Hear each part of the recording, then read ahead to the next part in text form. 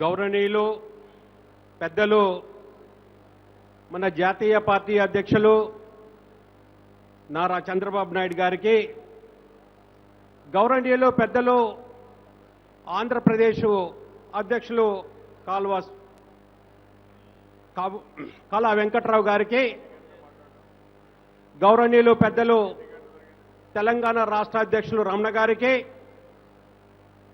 మన యువ నాయకుడు సోదరుడు నారా లోకేష్ గారికి, వేదిక మీద ఉన్నటువంటి పోలిట్ బ్యూరో మిగతా నాయకులకు, మరి ముఖ్యంగా ఈ రోజున ఈ మహానాడికి 35వ మహానాడికి వచ్చినటువంటి 2 రాష్ట్రాల కార్యకర్తలకు, నాయకులకి అందరికి కూడా పేరు పేరున నమస్కారాలు.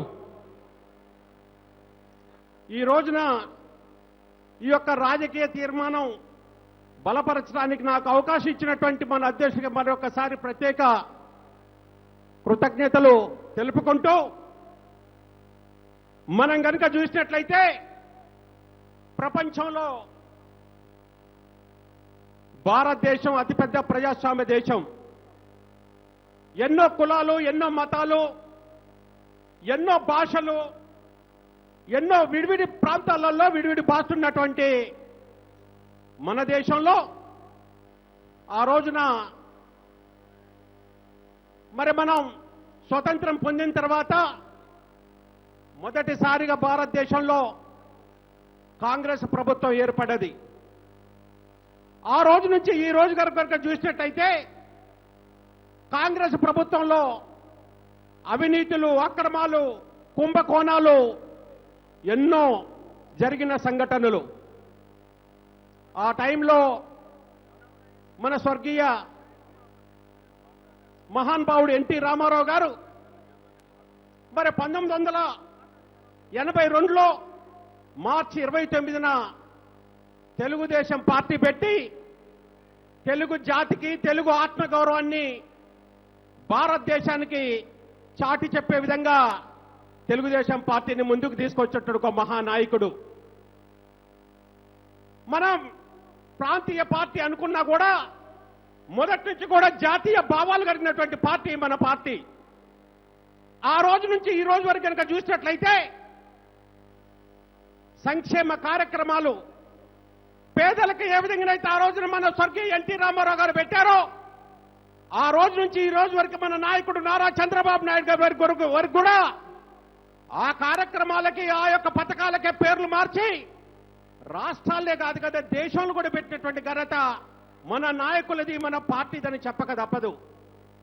అటువంటి పార్టీలో మన అందరం కూడా కార్యకర్తలుగా ఉన్నాం. మన యొక్క జాతిని, తెలుగు జాతిని, తెలుగు వారి ఆత్మగౌరవాన్ని, తెలుగు వారి ఆత్మవిశ్వాసాన్ని అన్ని విధాలు కూడా ముందుకు తీసుకొచ్చినటువంటి ఈ ఇద్దరు నాయకుల ఆధ్వర్యంలో తెలుగుదేశం పార్టీ ఇంకా రాబోయే టైంలో ఆ రోజున మహానుభావుడు మరి ఒక చరిత్ర సృష్టిస్తే రాజకీయాలలో స్వర్గీయ ఎన్టీ రామారావు గారు చరిత్ర సృష్టిస్తే, మన అధ్యక్షులు నారా చంద్రబాబు నాయుడు గారు మరో చరిత్రకి నాంది వేశాడు. రాబోయే టైంలో జాతీయ పార్టీగా తప్పకుండా కూడా అన్ని విధాలు కూడా ముందుకు తీసుకెళ్దాం. మనం చూసాం ఈ మధ్యలో ఎన్నో పార్టీలు వచ్చినాయి, గాలి బుడగల మాదిరిగా పార్టీలు వచ్చినాయి. కొన్ని పార్టీలు మన ఆంధ్రప్రదేశ్లో వచ్చినాయి, మరే భారతదేశంలో వచ్చినాయి. కానీ ఇవాళ కనుక చూస్తే ఆ పార్టీలన్నీ కూడా కనుమరిగినాయి. ఇది ఎందుకు జరిగిందని మనం ఆలోచిస్తే, పార్టీలు పెట్టిన వారికి వాళ్ళ స్వార్థం గురించి పెట్టినటువంటి పార్టీలు, ప్రజల గురించి, ప్రజల సంక్షేమం గురించి, ప్రజల కష్టాల గురించి, ప్రజల గురించి పెట్టినటువంటి పార్టీలు కాకపోవటం వల్ల ఆ పార్టీలన్నీ కూడా ఇవాళ చాలా వరకు కనుమరుగైపోయినాయి. మరి ఇవాళ కనుక మనం చూస్తే మరి అన్ని విధాలు కూడా తెలుగుదేశం పార్టీ మరి ముందుకెళ్తున్నప్పుడు మరి కొంతమంది మరి అరాచక శక్తులు ఎన్నో విధాల ఈ రాష్ట్రంలో, ఆ రాష్ట్రంలో ఎన్నో నిందలు వేస్తున్నారు. ప్రజలు ఇవన్నీ కూడా గమనిస్తున్నారు. తప్పకుండా కూడా మళ్ళా ప్రజలే అన్ని విధాలు కూడా బుద్ధి చెప్తారనే గట్టి నమ్మకం కూడా ఉన్నది. మనం గనక చరిత్ర చూస్తే 67 సంవత్సరాల కాంగ్రెస్ పాలనలో 67 సంవత్సరాలు వచ్చి స్వతంత్రం కనుక వస్తే మరి కాంగ్రెసే దగ్గర దగ్గర 55-56 సంవత్సరాలు కాంగ్రెస్ పరిపాలించింది. కాంగ్రెసేతర ప్రభుత్వాలు కేంద్రంలో 6 సార్లు వచ్చినాయి. 6 సార్లు కేంద్రంలో కాంగ్రెస్ ఏతర ప్రభుత్వాలు వస్తే 5 సార్లు మన నాయకులు అదేవిధంగా మన పార్టీ ఘనత ఉందని చెప్పక తప్పదు. 5 సార్లలో కూడా చూస్తే ఒకసారి స్వర్గీయ ఎన్టీ రామారావు గారి ఆధ్వర్యంలో 5 సార్లు మన నాయకుడు చంద్రబాబు నాయుడు గారి ఆధ్వర్యంలో మరి ఇవాళ కేంద్రంలో మనం మరి కేంద్రంలో కూడా మరి నాయకత్వం ఏర్పరచుకునే పరిస్థితి వచ్చాం. ఇప్పుడున్నటువంటి ఎన్డీఏలో కూడా మన భాగస్వామ్యం అంతకుముందు కూడా 4 సార్లు మరి మన అధ్యక్షుల వల్ల మరి కేంద్రంలో కూడా మరి మనం కాంగ్రెసేతర ప్రభుత్వాలు ఏర్పరచుకున్నటువంటి సంఘటనలు మరి మనం కనుక చూస్తే ఈ పరిస్థితులలో మనం ప్రజలకి దగ్గరలో ఉన్నాం, ప్రజలకు అండగున్నాం. ఆ ప్రజలకు అండగుంటం వల్లనే మనకి ఇన్ని అవకాశాలు వచ్చినాయి కూడా చెప్పక తప్పదు. మనం కనుక చూసినట్టయితే మరి ప్రజా సంక్షేమాలలో మనం ప్రభుత్వాలలో ఉన్నప్పుడు మరి ముఖ్యంగా కనుక చూస్తే పేద ప్రజల గురించి హెల్త్ విషయంలో అయితే ఎడ్యుకేషన్ విషయంలో అయితే మరి తినటానికి తిండి కట్టడానికి బట్ట ఆ విధంగా ఏది చూసినా కూడా పేద ప్రజలకి పెరిగిన సంపదలో ఎక్కువ భాగం మరి మన నాయకులు పేద ప్రజలకే సంక్షేమంగా పెట్టారు. మన నాయకుడు ఎప్పుడు అంటుంటాడు మనకి ఆదాయం పెరగాలి, పెరిగిన ఆదాయంలో పేదలకు పంచిపెట్టాలని మన నాయకుడు ఎప్పుడు కూడా అంటాడు. అదేవిధంగా సంక్షేమ కార్యక్రమాలలో అన్ని విధాలు కూడా మనం ముందుండమని చెప్పక తప్పదు. మనం చూసాం భారతదేశంలో ఎన్నో ప్రాంతీయ పార్టీలు ఉన్నాయి. కొన్ని పార్టీలు మరి వారు ప్రజలకు దగ్గరుండి మంచి పరిపాలన ఇవ్వటం వల్ల 1కి 2 సార్లు 2కి 3 సార్లు మరి కంటిన్యూ కూడా ప్రభుత్వం ఏర్పరచుకోగలిగారు. మనం కనుక చూస్తే ఒరిస్సాలో నవీన్ పట్నాయక్ గారు కానీ నితీష్ కుమార్ గారు కానీ ఈ విధంగా ఎంతో మంది ప్రాంతీయ పార్టీలు అయినప్పటికీ కూడా మరి ప్రజలకు దగ్గరుండి అన్ని విధాలు కూడా వారు మరి జాతీయ స్థాయిలో కూడా ముందున్నటువంటి సంఘటనలు మనం గుర్తుంచుకోవాలా. మనం కనుక చూస్తే మన పాలనలో కనుక ముఖ్యంగా కనుక చూసినట్టయితే ఇప్పుడు ఆంధ్రప్రదేశ్ లో ల్యాండ్ పుల్లింగ్ అంటే మన 1 రూపాయి కూడా మరి ఖర్చు చేయకుండా అమరావతికి ల్యాండ్ కావాలని చెప్పి అధ్యక్షులు ఒక మాట చెబితే 34,000 ఎకరాలు రైతులు ముందుకొచ్చి ఇచ్చారంటే ఇది మామూలు విషయం కాదు. భారతదేశంలో కాదు ప్రపంచ చరిత్రలో ఎప్పుడూ లేని విధంగా మన నాయకుడికి మీద ఉన్నటువంటి నమ్మకంతో రైతులు మొత్తం కూడా 34,000 ఎకరాలు ఇచ్చారు.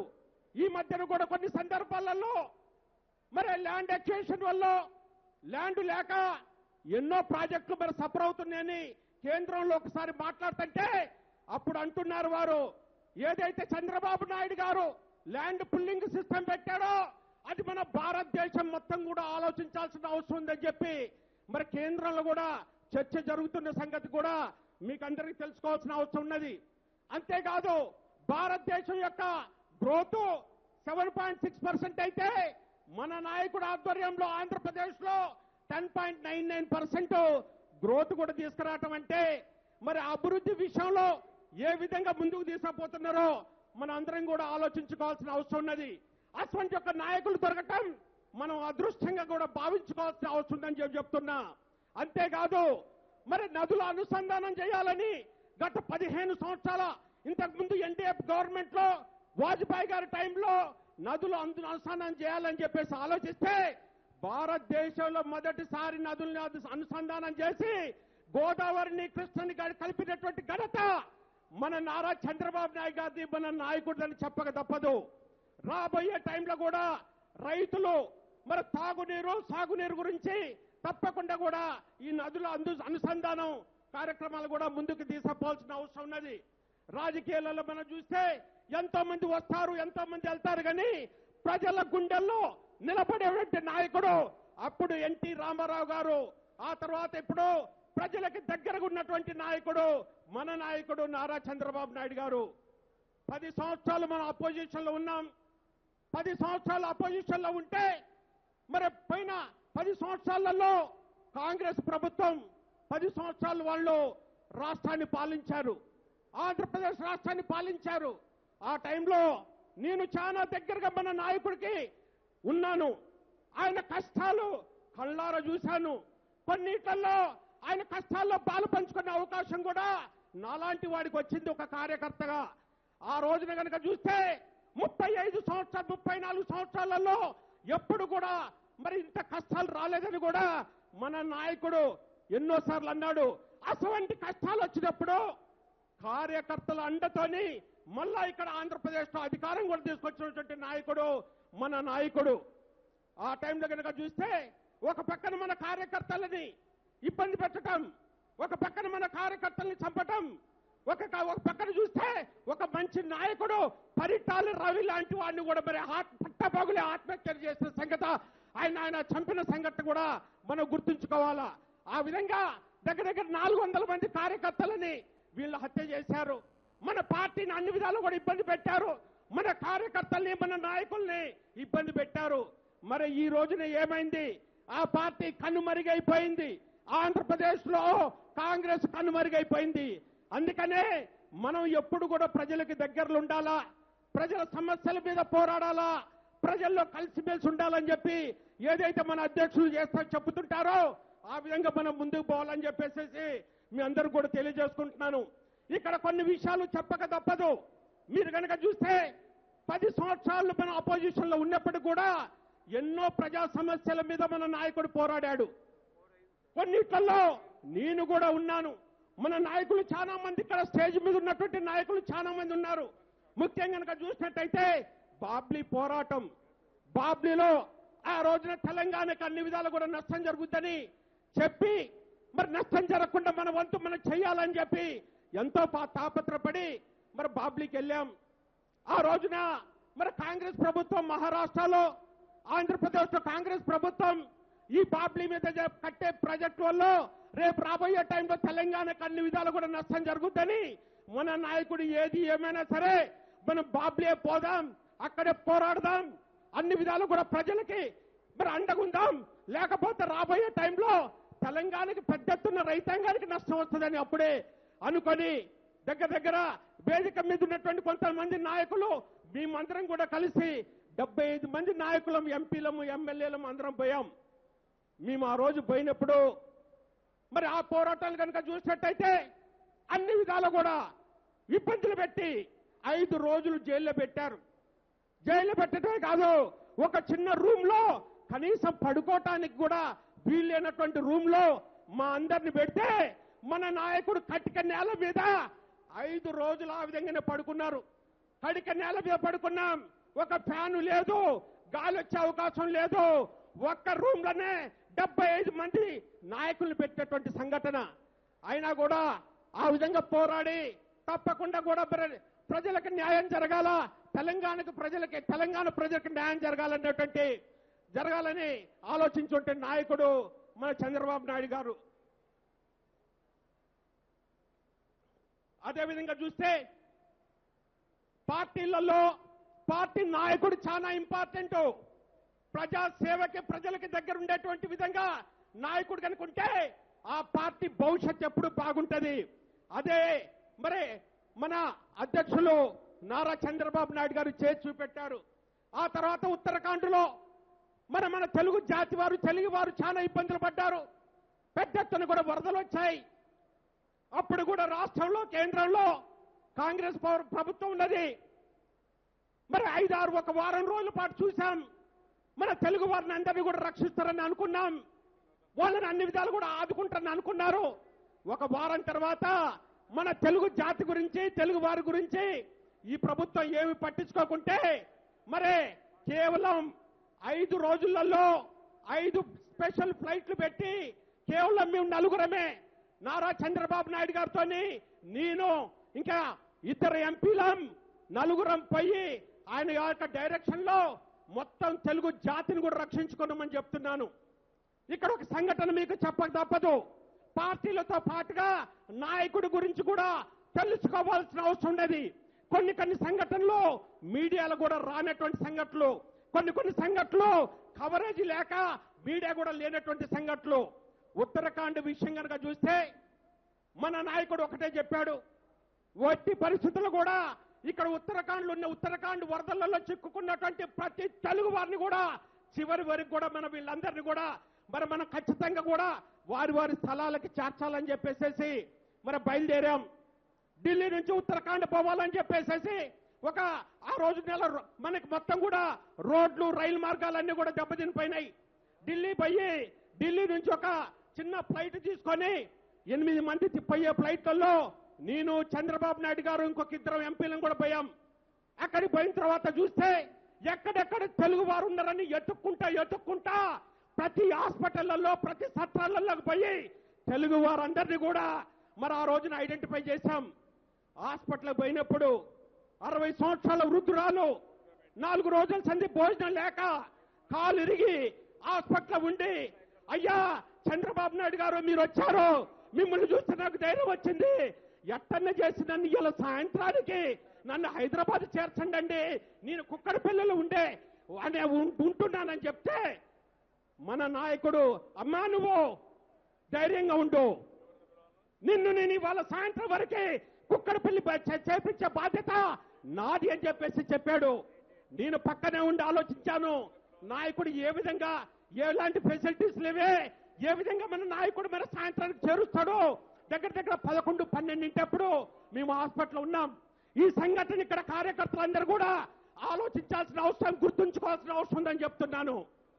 అప్పుడు వెంటనే మన నాయకుడు అన్నాడు, మనం ఏదైతే ఫ్లైట్లు వచ్చామో 8 మంది ఎవరైతే హాస్పిటళ్లలో సీరియస్గా ఉన్నారో ఇదే స్ట్రెచెస్ తోని ఇదే యొక్క వీళ్ళందరినీ కూడా ఆ యొక్క ఫ్లైట్ లో ఢిల్లీ పంపించి సాయంత్రం 7ంటికి స్పెషల్ ఫ్లైట్ లో మన ఆంధ్రప్రదేశ్ కి వీళ్ళందరూ కూడా తరలించాలి, మీరు ఏం చేస్తారో ఈ విధంగా ప్లాన్ చేయండి అని చెప్పారు.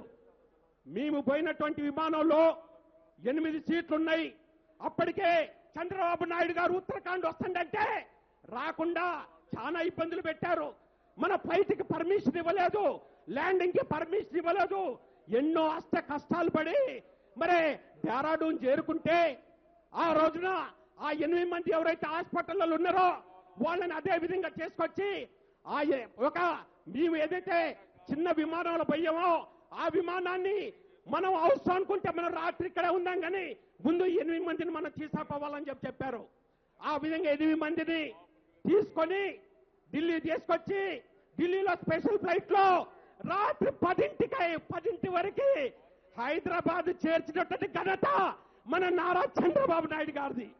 అది నాయకత్వం అంటే, అది నాయకుడి యొక్క లక్షణం అంటే. అందుకని ఇటువంటి సంఘటనలు కనుక చెప్పుకుంటూ పోతే ఎన్నో ఉన్నాయి. మరి ఆ రోజున ఆంధ్రప్రదేశ్ అవినీతిమయమైపోయి అన్ని విధాలు కూడా ప్రజలు ఇబ్బంది పడుతున్నారని ఈ ప్రజల గురించి మరి 64 సంవత్సరాల వయసులో 2800 కిలోమీటర్లు పాదయాత్ర చేసినటువంటి ఘనత మన నాయకుడిది. ఆ సందర్భంగా మరి తెలంగాణ వచ్చినప్పుడు 100వ రోజు ఖమ్మంలో వస్తే మా యొక్క తెలంగాణ తెలుగుదేశం తరఫున ఖమ్మంలో మన నాయకుడికి 100 రోజులకు వచ్చాడు, 100 రోజులు రాత్రింబోళ్ళు కష్టపడ్డాడు. మన నాయకుడి గురించి మనం కూడా 100 గంటలు కష్టపడి 100 అడుగుల పైలాన్ని పెట్టాలని చెప్పి మొదటిసారి ఆంధ్రప్రదేశ్ మొత్తంలో మన నాయకుడికి ఆ విధంగా మేము గౌరవించాం. 100 గంటలలో 100 అడుగుల పైలాన్ని పెట్టాం. నేను ఇవన్నీ ఎందుకు చెప్తున్నానంటే ఆ రోజు రాత్రి పైలాన్ ఓపెన్ అయిపోయింది, అందరం కూడా నడుచుకుంటూ పోతున్నాం. రాత్రి 10 ఒక మాట అన్నాడు మన అధ్యక్షులు నాగేశ్వరరావు గారు, మీకెందుకు ఈ ఆలోచన వచ్చిందని అడిగాడు. నాయకుడు కూడా తెలవదు అక్కడ మేమేం చేస్తున్నది. మేమందరం కూడా మా యొక్క తెలుగుదేశం యొక్క తెలంగాణ నాయకులు అందరం కూడా అనుకొని ఇక్కడ నుంచి మన ఆంధ్రాలో వెళ్తారు కాబట్టి మనం ఘనమైన నివాళి, ఘనమైన స్వాగతం ఇచ్చాం. అదేవిధంగా ఘనంగా వారిని ఆంధ్రప్రదేశ్లో పంపాలని ఆ రోజు నాయకుడు అడిగితే ఒకటే చెప్పాను, సార్ ఇదొక చరిత్ర, రాబోయే తరాలకి ఒక నాయకుడు ప్రజల గురించి ఏ విధంగా కష్టపడ్డాడో, ప్రజల గురించి ఏ విధంగా మరి పాదయాత్ర చేశాడో, ప్రజా సమస్యలలో ఏ విధంగా ఇన్వాల్వ్ అయ్యాడని తెలవాలా సార్. అందు గురించే ఈ 100 అడుగుల పైలానికి కింద గ్రానైట్ వేసి తరతరాలకు కూడా నిలిచిపోయే విధంగా అక్కడ చెక్కుతామని కూడా చెప్పడం జరిగింది. ఆ విధంగా మిమ్మల్ని ఎందుకు చెప్తున్నానంటే మరి మన పార్టీ ప్రాంతీయ పార్టీగా జాతీయ పార్టీ అయింది. మన నాయకుడు ప్రజలకి మనకి అందరికి అన్ని విధాలు కూడా దగ్గరుండి రాత్రింబవళ్ళు కష్టపడి అన్ని విధాలు కూడా మరే తెలుగుదేశం పార్టీని ముందుకు తీసుకెళ్తున్నారు. అందుకనే ఇటువంటి అంటూ కూడా పార్టీలతో పాటు మన నాయకుల గురించి మనం చెప్పుకోవాల్సిన అవసరం ఎంతైనా ఉందని చెప్పుకుంటున్నా. ఏదేమైనా కూడా మేము చివరికి చెప్పుకునేది ఒకటే సార్, నిన్న మొన్న తెలంగాణ యొక్క నాయకులకి చాలా అవకాశాలు ఇచ్చారు. తెలంగాణ నాయకులు ఇదే స్టేజ్ మీద నుంచి ఎన్నో విషయాలు మాట్లాడారు. కానీ ఒక విషయం నిన్న మాట్లాడినటువంటి విషయాలలో మీరు కూడా రియలైజ్ అయ్యారు. మాకిప్పుడు ఏంటంటే భరోసా కావాలి.